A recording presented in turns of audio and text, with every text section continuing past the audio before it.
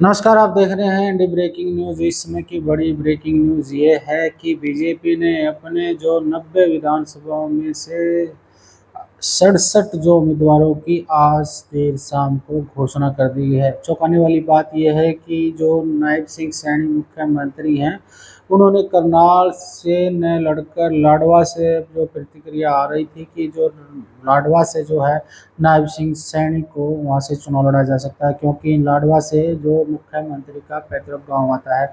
इस मद्देनज़र जो है पहले ही प्रदेश अध्यक्ष मोहन बड़ोली ने संकेत दे दिए थे कि मुख्यमंत्री नायब सिंह सैनी लाडवा से चुनाव लड़ेंगे।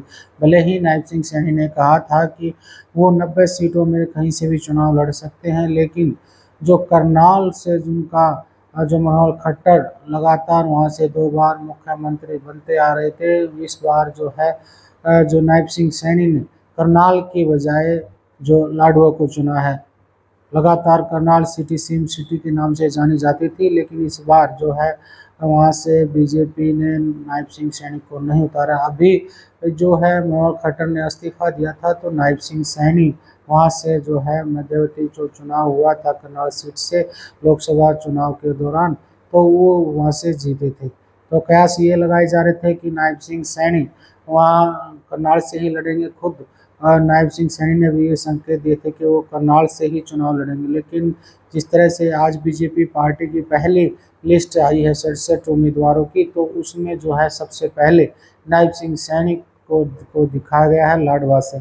अब नायब सिंह सैनी करनाल की बजाय करनाल से लड़ेंगे। आपको बता दें कि काफ़ी चौंकाने वाली जो लिस्ट है, इसमें 9 विधायकों की जो मंत्रियों की टिकट काटी गई है, और इसमें जो संदीप सिंह खेल मंत्री रहे उनकी टिकट काटी गई है। साथ में जो विशंबर वाल्मीकि थे भवानीखेड़ा से, उनकी टिकट काटी गई है। तो कहीं न कहीं जो बीजेपी इस बार जो है तीसरी बार जो जीत को लेकर काफ़ी आश्वस्त है, और एक रणनीति के तहत नए चेहरों को भी मैदान में उतारा है। बात करें तो रोहतक की जो है 4 विधानसभाओं में से 3 की जो है उम्मीदवारों की घोषणा कर दी है।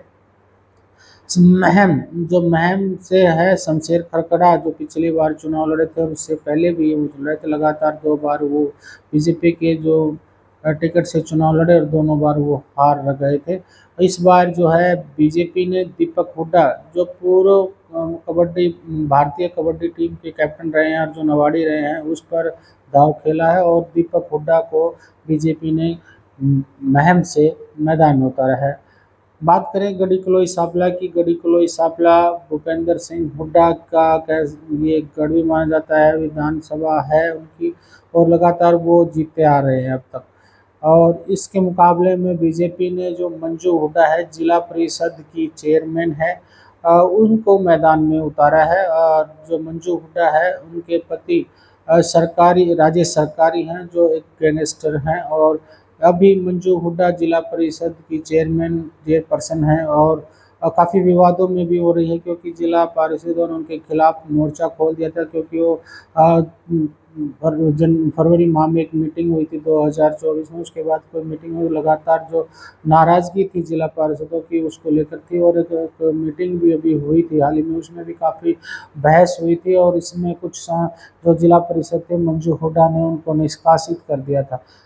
तो जिस तरह से मंजू हुड्डा का काफ़ी कह सकते हैं कि यहाँ कोई होड़ नहीं है, भूपेंद्र सिंह हुड्डा की यहाँ से जीत निश्चित है। फिर भी बीजेपी ने मंजू हुड्डा को टिकट देकर एक नया दांव खेला है। बात करें कलानौर की, कलानौर से जो रेणु डावला है, और यहाँ से कांग्रेस के समय में वो रोहतक मेयर भी रही हैं, और उन पर एक फर्नीचर घोटाले का आरोप बीजेपी के पार्षद ने लगाया था, और उसके बाद जो है वो बीजेपी में शामिल हो गई थी, और बीजेपी में जाने के बाद उस घोटाले का कोई नाम नहीं हुआ। रेणु डावला है वो ऐसी जो यहाँ पर आरक्षित सीट है उससे चुनाव लड़ रही है। फिलहाल अब उनके सामने जो कांग्रेस की विधायिका हैं। शकुंतला खट्टर लगातार 3 बार यहाँ से विधायक बनती आ रही हैं। अब उनके लिए अब चैलेंज होगा क्योंकि दोनों ही एक जाति से हैं। और अब जो खटक का जो दामोदर जो है वो भूपेंद्र सिंह हुड्डा पर रहेगा, क्योंकि भूपेंद्र सिंह हुड्डा यहाँ का जो गढ़ है रोहतक का, वो यहाँ से एक जाट लीडर माने जाते हैं और जाट जो समुदाय का वोट बैंक है वो काफ़ी मायने रखता है। पिछली बार भी जो है जाट वोट बैंक के कारण ही जो शकुंतला खट्टर की जीत हुई थी। फिलहाल अब देखना होगा कि बीजेपी इस सीट को निकालती है कि नहीं निकालती है, लेकिन यहाँ पर भी कड़ा मुकाबलों को देखने को मिलता है। रही बात रोहतक शहर की, रोहतक शहर से अभी बीजेपी ने कोई उम्मीदवार की घोषणा नहीं की है। इसमें यहाँ पर एक फेस फंस गया है। मनीष ग्रोवर यहाँ से प्रबल दावेदार हैं और अपने बेटे के लिए भी वो टिकट मांग रहे थे, लेकिन पार्टी ने जिस तरह से उनको लगातार 3 4 5 बार जो है टिकट दी है, एक बार ही वो चुनाव जीते हैं और लोग 4 बार वो हारे भी हैं। तो पार्टी इस बार जो मनीष ग्रोवर ने एक कह सकते हैं एक वो भी किया था कि वो पार्टी की टिकट नहीं चाहते हैं, वो संगठन में काम करना चाहते हैं। लेकिन बाद में कुछ समर्थकों का के कहने पर उन्होंने कहा कि जब पार्टी उन्हें मौका देगी तो फिर वो चुनाव लड़ेंगे। फिलहाल जो रोहतक विधानसभा शहर की है सीट है, वो बीजेपी ने होल्ड रख दी है, अभी इसकी कोई घोषणा नहीं हुई है। बात करें तो काफ़ी दिलचस्प ये जो लिस्ट आई है बीजेपी की, उसमें तमाम इस तरह के जो नाम हैं, जो नए नाम हैं। जेजेपी के जो तकरीबन एमएलए थे वो जेजेपी छोड़कर बीजेपी ज्वाइन किए हैं उन्होंने, उनको भी टिकट दिया गया है। देवेंद्र बबली है, अनूप धानक है और साथ में रामकुमार गौतम है जो जेजेपी के नानौद से विधायक थे। तो अभी सिर्फ यही कहा जा सकता है कि जिस तरह से अभी पिछली बार जेजेपी ने जो विधायक 10 सीट हासिल की थी, इस बार जो है उनके जो विधायक जेजेपी छोड़ छोड़ के वो बीजेपी में शामिल हो गए और उनको टिकट भी उन्होंने दी है। तो कहीं ना कहीं इस बार जो मैं आपको जो लिस्ट अभी आई है वहाँ आपको एक एक करके बता देता हूँ, जिसमें आपको ये है कि नंबर 1 पे लाडवा से है मुख्यमंत्री नायब सिंह सैनी चुनाव लड़ेंगे। कालका सीट से जो है श्रीमती शक्ति रानी शर्मा जो महिला है उसको बीजेपी ने टिकट दिया है। और महिलाओं को खासकर इस बार जो बीजेपी ने काफ़ी तवज्जो से टिकट दी हैं, इस बार वो चाहती हैं कि नए चेहरे हैं तो चुनाव लड़ें। तो पंचकुला से ज्ञानचंद गुप्ता हैं जो स्पीकर रहे हैं विधानसभा के, उनको मौका दिया गया बीजेपी की तरफ से।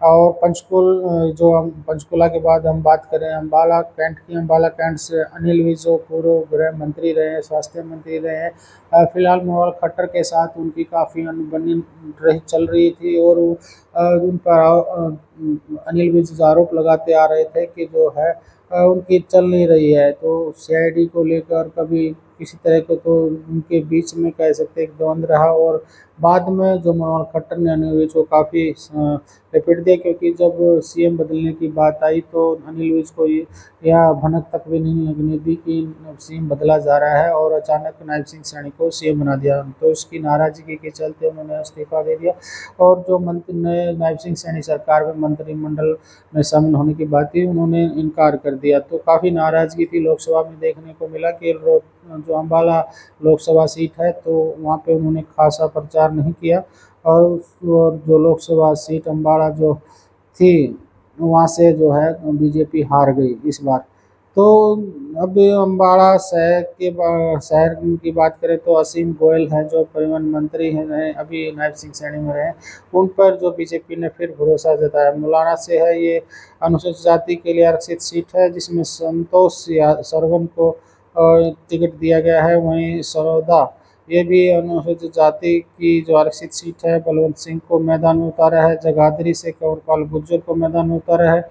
यमुनानगर से घनश्याम दास अरोड़ा को मैदान में उतारा है। रादौर से श्री श्याम सिंह राणा जो पहले इनेलो में चले बीजेपी छोड़कर इनेलो में चले गए थे, फिर बाद में बीजेपी में आ गए थे, तो उनको पर भरोसा जताते हुए श्याम सिंह राणा को टिकट दिया है।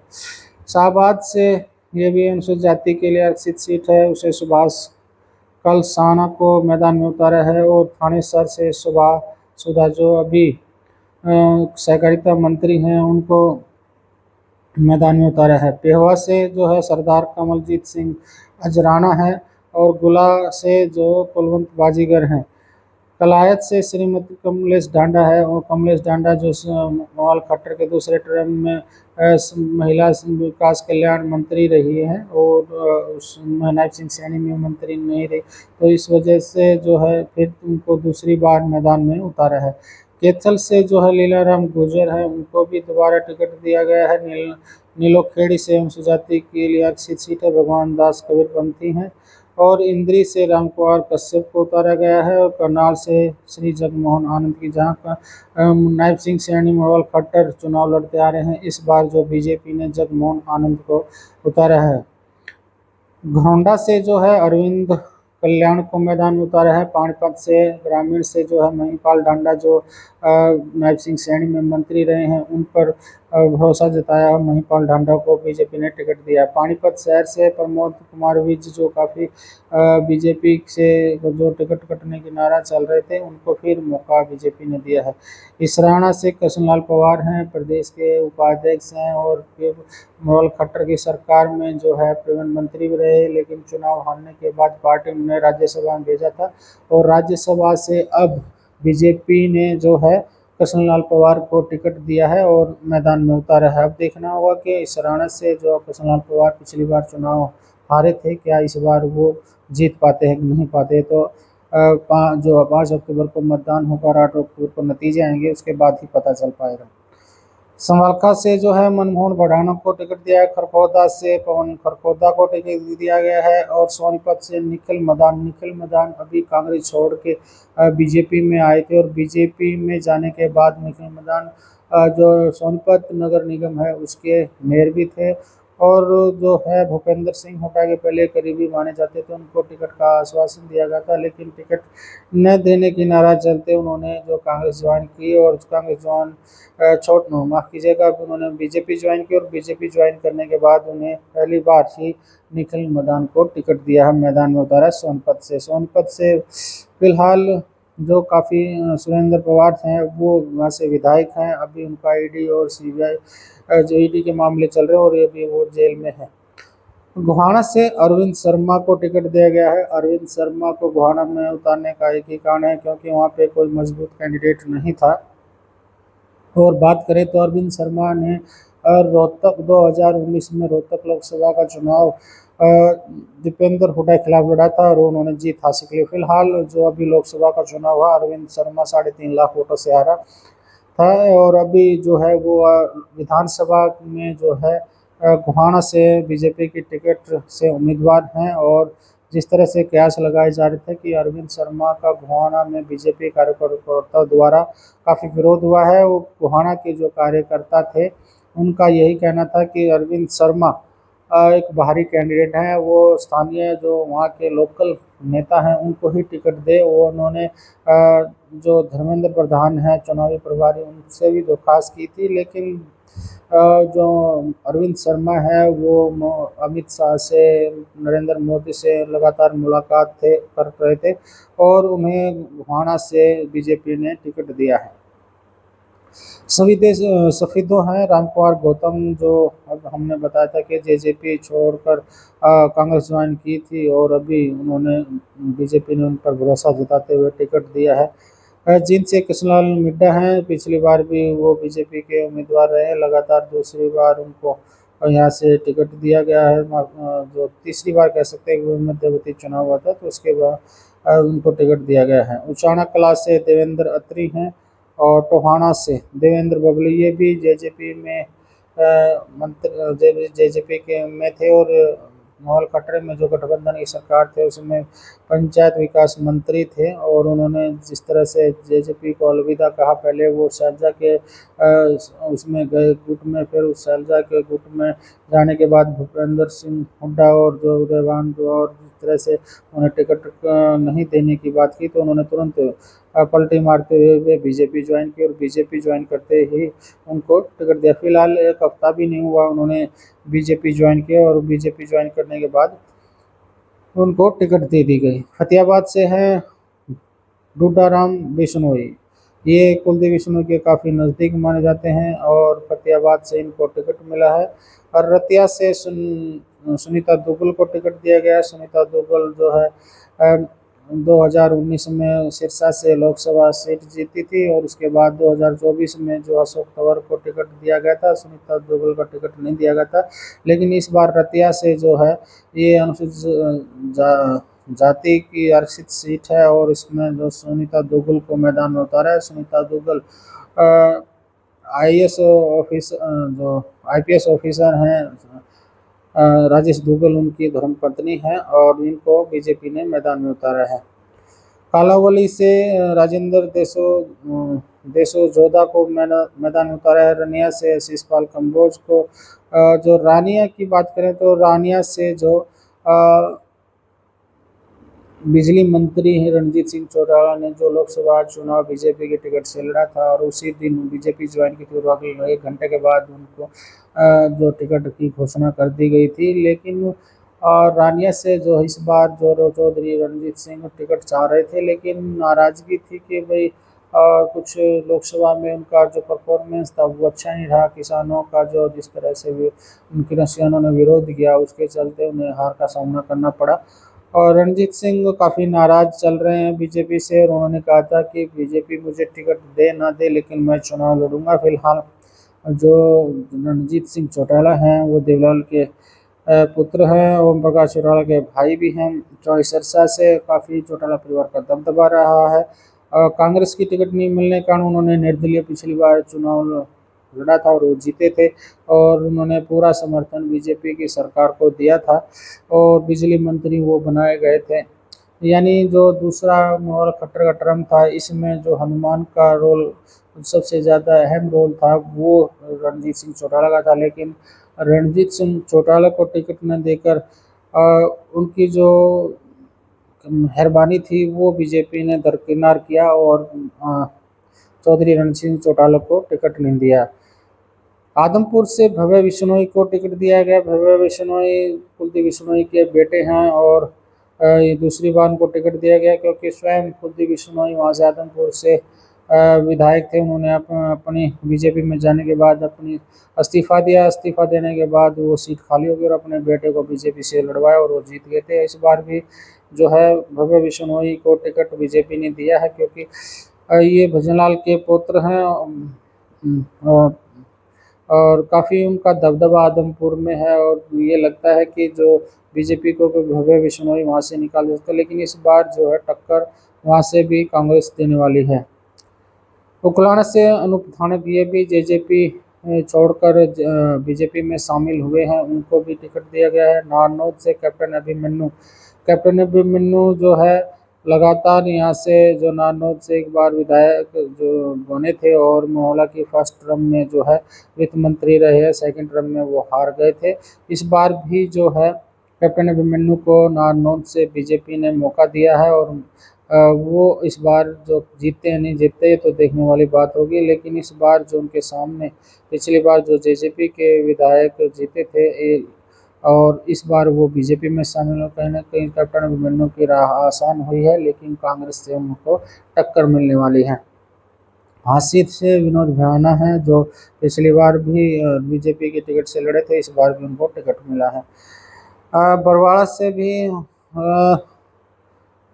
भवानीखेड़ा से कपूर वाल्मीकि विशंबर वाल्मीकि का टिकट काट दिया गया है। जो नायब सिंह सैनी की जो उसमें थे मंत्री थे उसका उनको अब बार टिकट नहीं दिया गया है। काफ़ी ये है लगातार चल रहा था मामला। और अभी बात करने को जो था महम रोहतक की तो हमने शुरू में आपको बता दिया था और सोनीपत की भी जो सीटें हैं वो काफ़ी अहम मानी जाती हैं।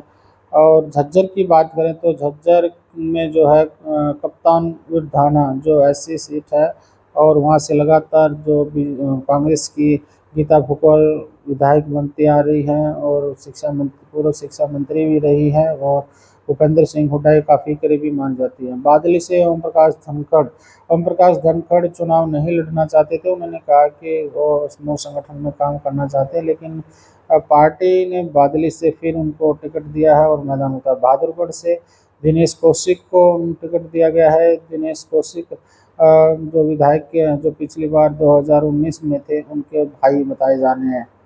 अब बेरी से जो है संजय कबलाना को टिकट दिया गया। संजय कबलाना ने भी अभी कुछ दिन पहले ही जो है बीजेपी ज्वाइन की थी और उनको टिकट दिया गया है। अटेली की बात करें, जो नांगल चौधरी, कौशली, रिवाड़ी, बादशाहपुर, गुड़गांव, सोना, पलवल, पंडला, बल्लभगढ़, फरीदाबाद, तिगांव, यहाँ पर जो तिगांव है, राजेश नागर को टिकट। राजेश नागर पिछली बार भी यहाँ से विधायक थे। फरीदाबाद से विपुल गोयल को टिकट दिया क्योंकि पिछली बार उनको टिकट नहीं दिया गया था। बल्लभगढ़ से मूलचंद शर्मा को टिकट दिया गया है। पटना से टेकचंद शर्मा को टिकट दिया गया है और पल्लव से गौरव गौतम को दिया गया है। सोना से तेजपाल तंवर को टिकट दिया गया है। गुड़गांव से मुकेश शर्मा को मैदान उतारा है।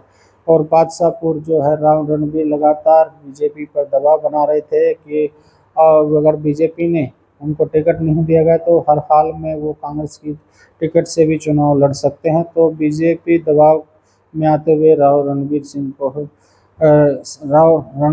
सिंह को मैदान में उतारा है। रेवाड़ी से लक्ष्मण दास यादव हैं, जो पिछली बार भी यहाँ से विधायक रहे हैं। कोसली से अनिल दहीना को मैदान में उतारा है और नांगल चौधरी से अभय सिंह यादव। पटेली से कुमारी आरती सिंह राव को यहाँ से मैदान में उतारा। कुमारी आरती राव जो है राव इंद्रजीत की बेटी हैं और कह सकते हैं कि उन्होंने जिस तरह से 11 सीटें मांगी थी, तो बीजेपी ने उनकी जो शर्तें थी वो मांगी गई हैं। तो शाम से जो है जो श्रुति चौधरी है उनको टिकट दिया गया है। और बात करें तो जो जेपी दलाल है, उनको भी टिकट मिली है। इस बार अब देखना होगा कि अभी 67 जो सीटें पर जो उम्मीदवार घोषित किए तो कितने पे जीत हासिल हो, क्योंकि इस बार जो है बीजेपी के लिए काफ़ी मुश्किल भरा होने वाला है, क्योंकि 10 साल से बीजेपी की सरकार है और कोई बड़ा चेहरा बीजेपी के पास नहीं है। नाथ सिंह सैनी अभी 2 महीने पहले सीएम बने थे और उसके बाद जो बीजेपी लगातार रणनीति बना रही है पिछड़ा वर्ग को खुश करने के लिए, और एससी वर्ग को ज़्यादा से ज़्यादा उन्होंने खासकर जो है धारक समाज से करीब 3-4 जो लोगों को उन्होंने टिकट दिया है।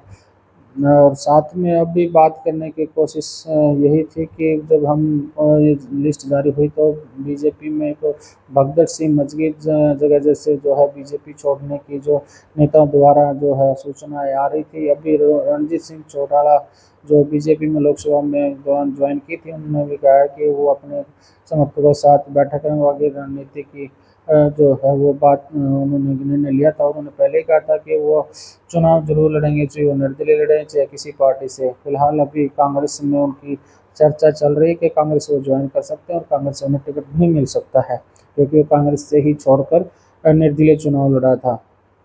अभी फिलहाल जो है कांग्रेस की जो है 1-2 दिन में लिस्ट आ जाएगी और कांग्रेस के अंदर भी जो है आम आदमी पार्टी, समाजवादी पार्टी और जो सीपीआई में अन्य जो संगठन हैं इंडिया गठबंधन के, उनसे चर्चा चल रही है कि गठबंधन में लड़ाना जाए।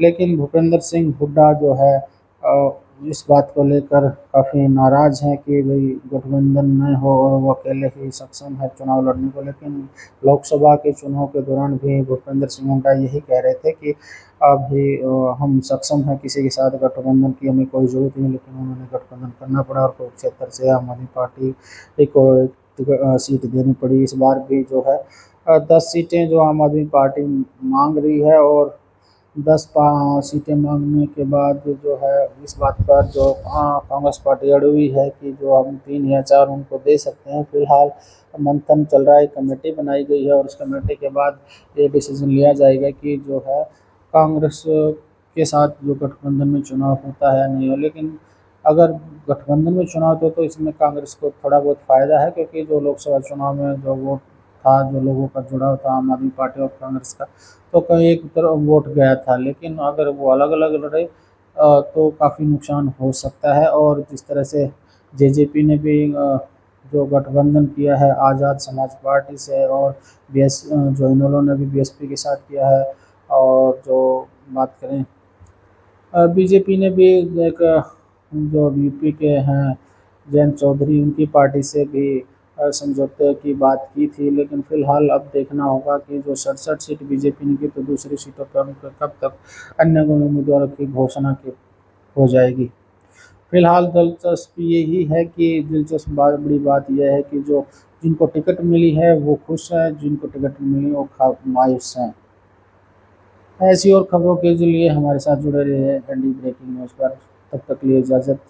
ज़्यादा से ज़्यादा शेयर कीजिए, लाइक कीजिए। नमस्कार।